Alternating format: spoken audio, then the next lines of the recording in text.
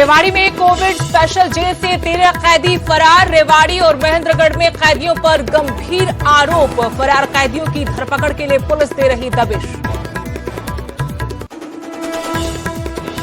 फरीदाबाद में कालाबाजारियों पर पुलिस का शिकंजा। रेमडेसिविर की कालाबाजारी में 7 लोग गिरफ्तार। ब्लैक में बेचते थे कोरोना मरीजों के बचे हुए इंजेक्शन।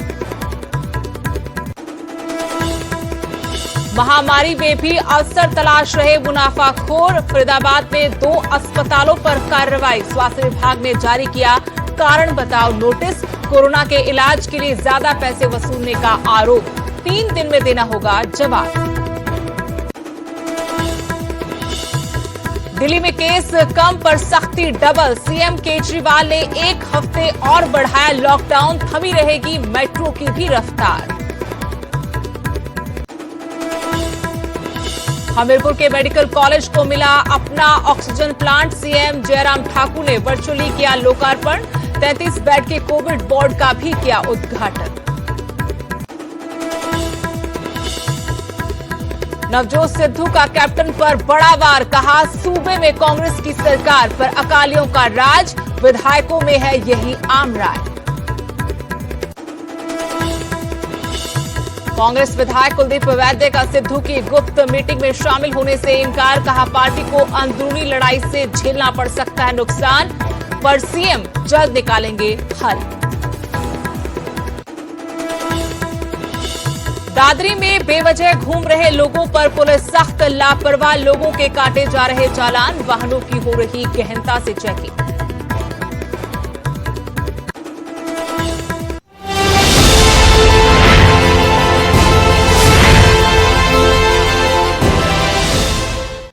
नमस्कार, आपके साथ मैं हूं स्तेश नैन मोर। बुलेटिन की शुरुआत करेंगे बड़ी खबर के साथ। बड़ी खबर फरीदाबाद से, जहां कालाबाजारियों पर पुलिस ने कार्रवाई की है। पुलिस का शिकंजा।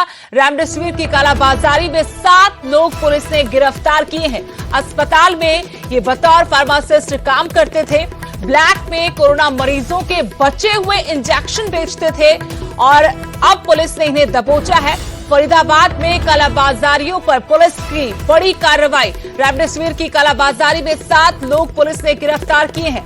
ये सभी अस्पताल में बतौर फार्मासिस्ट काम करते थे और इसके बाद जो कोरोना मरीजों के बचे हुए इंजेक्शन थे उन्हें ब्लैक में बेच देते थे। रेमडेसिविर की कालाबाजारी की खबरें लगातार मिल रही हैं। कोरोना महामारी के बीच में ऐसे में बड़ी कार्रवाई से कहेंगे। फरीदाबाद में पुलिस ने कार्रवाई करते हुए 7 कालाबाजारियों को गिरफ्तार किया है। अस्पताल में जो बतौर फार्मासिस्ट काम करते थे, ब्लैक में कोरोना मरीजों के बचे हुए इंजेक्शन बेचते थे। बड़ी खबर आपको बता रही है फरीदाबाद से, जहां पुलिस ने बड़ी कार्रवाई करते हुए रेमडेसिविर की कालाबाजारी के आरोप में 7 लोगों को गिरफ्तार किया है। सीआईए बोर्ड और सीआईए छप्पन ने मिलकर कुल 7 आरोपी पकड़े गए हैं, जिनसे टोटल 10 इंजेक्शन हमारे को बरामद हुए हैं। इनकी मोडस ऑपरेंडी थी, ये फार्मासिस्ट है, हॉस्पिटल में ही काम करते थे। हॉस्पिटल में जो बंदा डिस्चार्ज हो जाता है, उनका जो भी इंजेक्शन है, 1 बच गया, 2 बच गए, ये इनको अपने पास रख लेते थे और परिजन को जल्दी रहती अपने पेशेंट ले जाने की, वो अपना पेशेंट ले जाए, उनसे बचा के इन्होंने ऐसे इकट्ठे करे। इस वक्त फरीदाबाद से मेरे सहयोगी अनिल राठी इसी खबर पर और जानकारी के साथ जुड़ गए हैं फोन लाइन से। अनिल, काफी बड़ा मामला था, रेमडेसिविर की कालाबाजारी हो रही थी, लेकिन पुलिस ने भी बड़ी कार्रवाई करते हुए 7 को दबोच लिया है। क्या कुछ और जानकारी? जी बिल्कुल, देखिए आपको बता दें कि जब से लगातार कोरोना महामारी का दौर चल रहा है, तो कहीं न कहीं पुलिस ने जो है वो पूरे इस मामले को लेकर के सतर्क दिखाई दे रही है। लगातार जिस तरीके से जहाँ एक तरफ कई अस्पतालों में जो है वो लगातार पुलिस ने अपने खुफिया विभाग की तरफ से जो है वो पूरी पुख्ता जानकारी, इसी तरीके का मामला था, जो कि ये जितने भी आरोपी हैं ये सभी हॉस्पिटल लाइन से जुड़े हुए लोग थे और हॉस्पिटल में ही जो है वो अलग अलग संस्थानों में काम करते थे। इसमें से कई जो है वो नौकरी, अलग अलग तरीके की नौकरी करते थे। तो जिनके पास से जो पेशेंट होते थे, कोरोना पेशेंट जो यहाँ पे हॉस्पिटलों के अंदर आते थे, उन पेशेंटों को इंजेक्शन जो उनके बच जाते थे, क्योंकि एक पेशेंट के एवज में जो है वो 4 से 5 इंजेक्शन ये लोग मंगवा लेते थे और उसके बावजूद 1 या 2 इंजेक्शन पेशेंट को लगाने के बाद बाकी जो इंजेक्शन बच जाते थे, उन इंजेक्शनों की जो है वो कालाबाजारी करते थे। पिछले काफी समय से ये लोग इस तरीके की जो है वो कालाबाजारी कर रहे थे, क्योंकि क्या ये गिरोह के तौर पर गिरोह बनाकर ये काम कर रहे थे? जी देखिए, लगातार पूरे तरीके से बात करी जाए तो अभी फिलहाल इस पूरे मामले की, क्योंकि पुलिस ने इन सभी आरोपियों को फिलहाल जो है वो गिरफ्तार किया है और इनको रिमांड पर लिया गया है, क्योंकि अदालत के न्याय राष्ट्र में रहने के बाद रिमांड पर लिया गया है ताकि आगे की पूछताछ की जाए, क्योंकि किस तरीके से लगातार इनके तार कहाँ जुड़े, क्योंकि ये लोग जो है वो दिल्ली में भी कुछ कई लोगों के संपर्क में जो है वो बताए गए हैं, जिनके पास इन लोगों ने इंजेक्शनों की सप्लाई करी और जो जिनसे मोटी रकम इंजेक्शनों की एवज में लगभग 30,000 रुपए की बात करी जाए तो 30,000 रुपए में जो है वो एक इंजेक्शन बेचते थे। तो पुलिस इस पूरे मामले की जो है वो तफ्तीश कर रही है कि आगे किस किस को ये लोग सप्लाई करते थे और कितना बड़ा और नेटवर्क इन लोगों का है जो इस तरीके की कालाबाजारी लगातार कर रहा है। शुक्रिया अनिल तमाम जानकारी के लिए। तो फरीदाबाद में बड़ी कार्रवाई पुलिस की तरफ से की गई। रेमडेसिविर की कालाबाजारी के आरोप में 7 लोगों को पुलिस ने गिरफ्तार किया है, रिमांड पर लिया है। आगे पूछताछ इनसे की जाएगी ताकि बड़े खुलासे हो सके। अस्पताल में अलग अलग तौर पर ये काम करते थे, लेकिन ब्लैक में कैसे कोरोना मरीजों के बचे हुए इंजेक्शन बेचकर मोटी कमाई कर रहे थे। इस मामले में अब पुलिस और जांच पड़ताल के लिए इनको रिमांड पर लेकर आगे पूछताछ करेगी।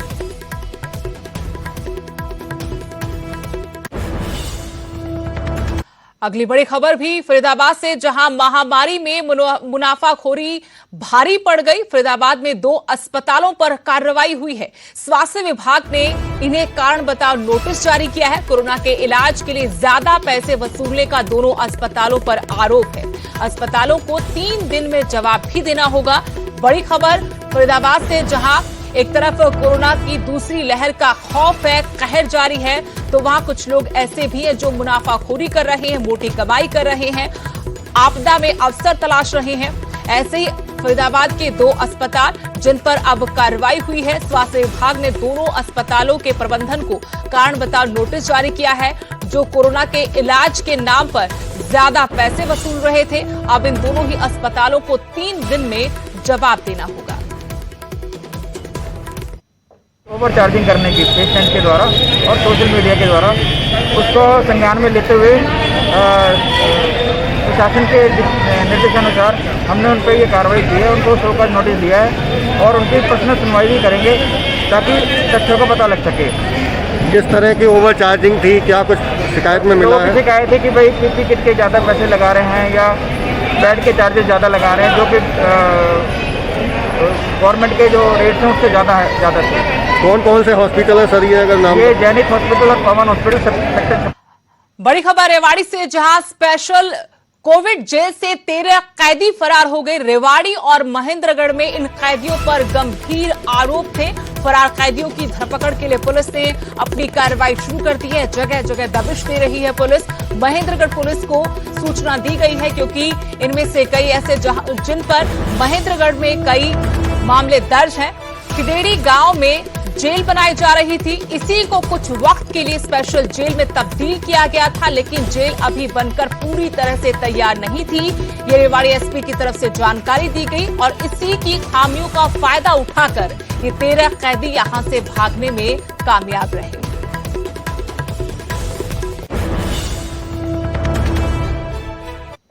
ये 13 कैदी हैं, जिनमें से 4 तो रेवाड़ी पुलिस के ने पकड़ रखे थे। उन रेवाड़ी के केसेस के अक्यूज हैं।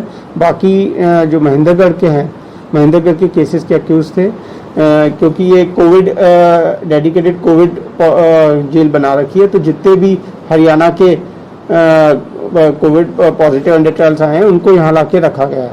अभी ये जेल अंडर कंस्ट्रक्शन है, तो इसमें कई खामियां भी हैं। जो आउटर वॉल है वो पूरी तरीके से बनी नहीं है। तो इन जो अक्यूज 13 भागे हैं, उनमें से कई मतलब मर्डर के, 307 के, डकैती के और 1-2 चोरी चकारी के केसेस वाला अक्यूज हैं।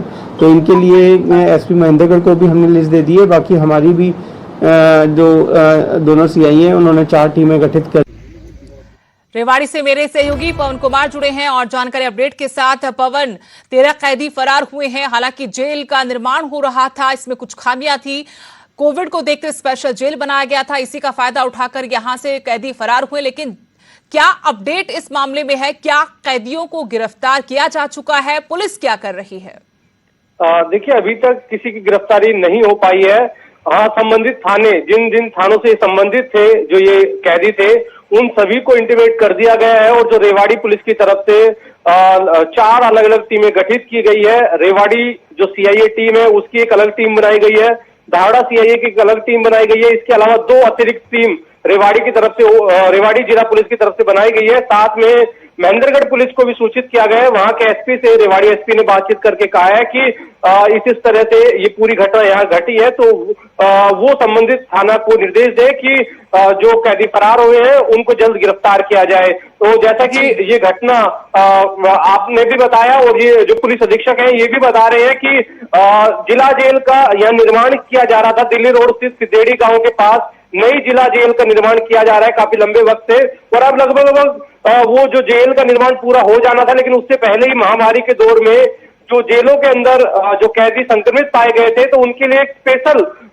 कोविड जेल यहाँ बनाई गई थी और उसमें हरियाणा भर के जो कैदी है वो रखे गए थे। अभी करीबन 400 से 450 कैदी टोटल यहाँ इस जेल में बताए जा रहे थे कि रखे गए थे, जिनमें से जो रेवाड़ी और महेंद्रगढ़ के 13 कैदी थे वो बीती रात फरार हुए हैं। और माना जा रहा है कि जो एक चद्दर होती है ओढ़ने वाली, तो उसकी एक रस्सी बनाकर दीवार फांदी गई है और फिर वो जो कैदी है वो फरार हुए। सुबह जब काउंटिंग की गई तो पूरे घटनाक्रम का पता चला कि कैदी फरार हो गए हैं। तब हड़कंप मचा और जिला पुलिस जो पुलिस अधीक्षक है वो भी मौके पर पहुंचे और मुआयना किया। जी धन्यवाद पवन जानकारी के लिए। तो अभी तक किसी भी फरार कैदी की गिरफ्तारी नहीं हुई है, हालांकि टीमों का गठन कर दिया गया है।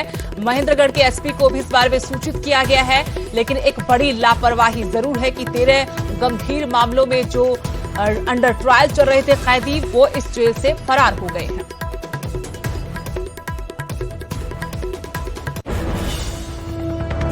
दिल्ली से बड़ी खबर, जहां 1 हफ्ते के लिए लॉकडाउन को और बढ़ा दिया गया है। अगले सोमवार सुबह 5 बजे तक राजधानी लॉक रहेगी। मुख्यमंत्री अरविंद केजरीवाल ने ये आदेश दिए हैं। पहले से भी ज्यादा सख्त ये लॉकडाउन होगा। इस दौरान पूरी तरह से मेट्रो सेवा बंद रहेगी और मुख्यमंत्री की तरफ से कहा गया कि मजबूरी में ये फैसला लिया गया है। सबसे पहले लोगों की जान बचानी है। लगातार कोरोना के केस बढ़ रहे हैं, इस वजह से फैसला लेना पड़ा है।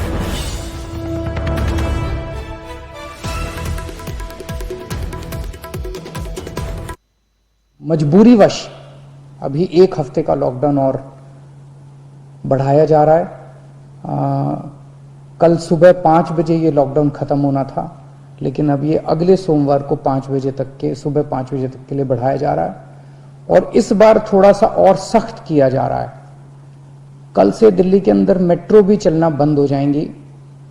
हमारी कोशिश है कि जितना ज्यादा इसको लॉकडाउन को सख्त किया जाएगा उतना तेजी से हम सब लोग कोरोना पे काबू पा पाएंगे।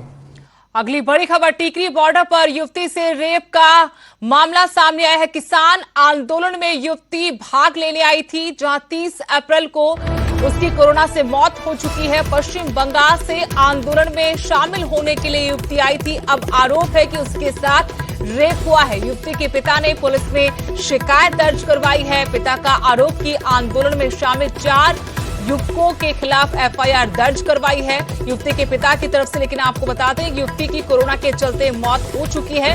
टिकरी बॉर्डर पर युवती से रेप का मामला सामने आया है, जो बंगाल से किसान आंदोलन में शामिल होने के लिए आई थी।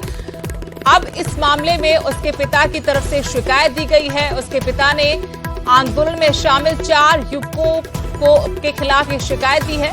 बड़ी खबर आपको बता रहे हैं, 30 अप्रैल को ही युवती की कोरोना की वजह से मौत हो चुकी है। लेकिन इस मामले में बड़ी खबर अब यह है कि युवती के पिता ने पुलिस में शिकायत दी है, एफआईआर दर्ज करवाई है कि उनकी बेटी के साथ रेप हुआ था। टिकरी बॉर्डर पर 4 युवकों के खिलाफ ये शिकायत दी गई है। 10 तारीख को हुगली से चली, ये वेस्ट बंगाल की रहने वाली थी। 11 तारीख को ये दिल्ली आई। उसके बाद जो इसके पिताजी ने बताया है हमें, उनका कहना ये है कि भाई मेरी लड़की 25-26 की रात को शिवम हॉस्पिटल में दाखिल हुई थी, जहाँ उसका कोरोना का ट्रीटमेंट चल रहा था और 30 अप्रैल को वो एक्सपायर हो गई थी। दरखास्त के अनुसार उन्होंने अनिल मलिक और अनूप के खिलाफ मुकदमा दर्ज कराया है। उनके साथी भी साथ में हैं और मुकदमा दर्ज करने के बाद SIT गठित कर दी गई है। SIT में DSP साहब भादरगढ़ हैं, SHO city Bahadurgarh, CIA 2 Bahadurgarh, SHO women Bahadurgarh, cyber cell, और मुकदमे की जांच साइंटिफिक तरीके से। और बहादुरगढ़ से मेरे सहयोगी प्रदीप धनखड़ जुड़े हैं और जानकारी इनसे लेंगे कि आखिर मामला क्या है। प्रदीप, काफी गंभीर और बड़ा मामला कि बंगाल से जो युवती किसान आंदोलन में शामिल होने के लिए आई थी, हालांकि 30 अप्रैल को युवती की मौत हो चुकी, लेकिन उसके पिता की तरफ से गंभीर आरोप लगाए गए कि उनकी बेटी के साथ रेप हुआ था। क्या जानकारी मिल पाई है, क्या है ये मामला?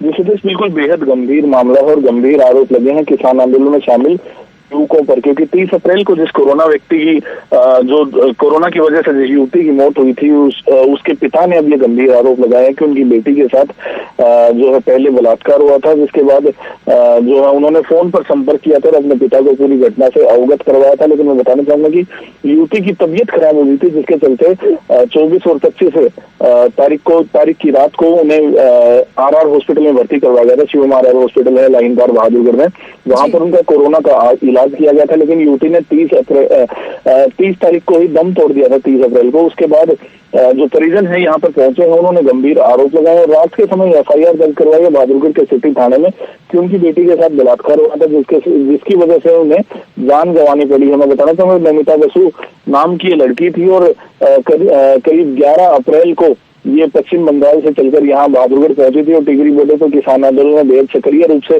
भूमिका निभा रही थी। और टिकरी बॉर्डर पर एक किसान सोशल आर्मी चलाने वाले अनूप और अनिल मलिक नाम के व्यक्ति के साथ साथ 4 अन्य लोगों पर यह आरोप लगे हैं। फिलहाल FIR पुलिस ने दर्ज कर ली है और दिल्ली के टिकरी बॉर्डर पर जो आरोपी के साथ ही रह रही थी, रात के समय भी उन्हीं के साथ। लेकिन क्या युवती के पिता ये बता पाए हैं अपनी शिकायत में कि कब ये वारदात उनकी बेटी के साथ हुई थी और क्यों पुलिस में शिकायत नहीं दी गई अगर इस युवती के साथ ऐसी घिनौनी हरकत को अंजाम दिया गया था तो?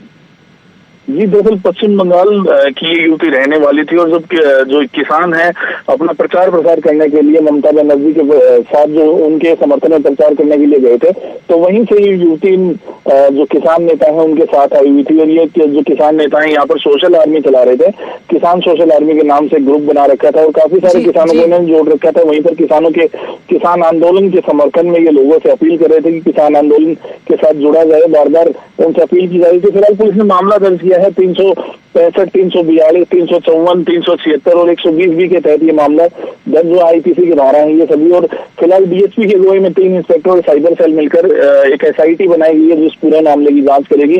हालांकि मैं बताना चाहूंगा कि युवती की कोरोना की वजह से मौत हो चुकी है, तो ना ही पोस्टमार्टम हुआ और ना ही किसी तरह की कार्रवाई के लिए पहले कोई एप्लीकेशन दी गई थी। लेकिन अब पुलिस के लिए भी टेढ़ी खीर साबित होने वाला है, क्योंकि साबित कुछ नहीं होने वाला है इसमें, क्योंकि ना तो पोस्टमार्टम किया गया था युवती का और ना ही किसी तरह की शिकायत पहले आई थी।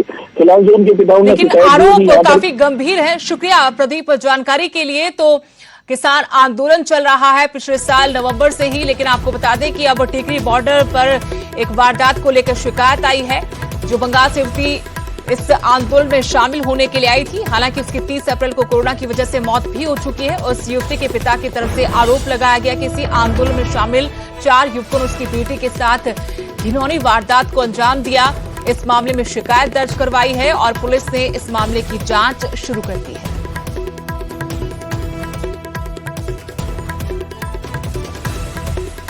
उधर हमीरपुर में कोविड-19 के मरीजों को इलाज के लिए अब TMC टांडा और नेट चेक के लिए रेफर नहीं करना पड़ेगा और अब हमीरपुर मेडिकल कॉलेज में ही कोविड-19 मरीजों के लिए हर सुविधा उपलब्ध होगी। हमीरपुर मेडिकल कॉलेज में मुख्यमंत्री जयराम ठाकुर ने वर्चुअली जुड़कर 300 PLM क्षमता वाले ऑक्सीजन प्लांट और 33 डेडिकेटेड बेड कोविड वार्ड को दिए हैं। साथ ही चंबा में भी लघु ऑक्सीजन उत्पादन संयंत्र का उद्घाटन प्रदेश के मुख्यमंत्री की तरफ से ऑनलाइन ही किया गया। इस मौके पर वर्चुअली पूर्व CM प्रेम कुमार धूमल, केंद्रीय वित्त राज्य मंत्री अनुराग ठाकुर, विधायक नरेंद्र ठाकुर भी जुड़े थे।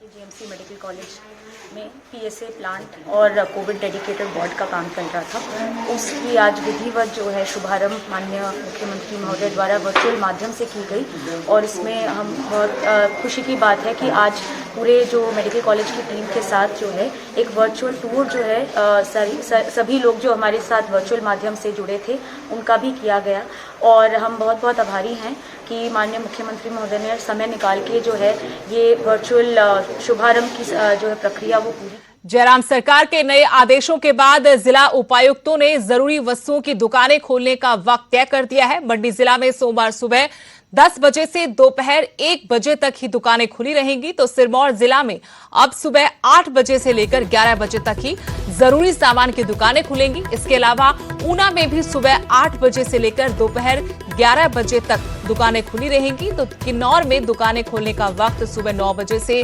12 बजे तक तय किया गया है।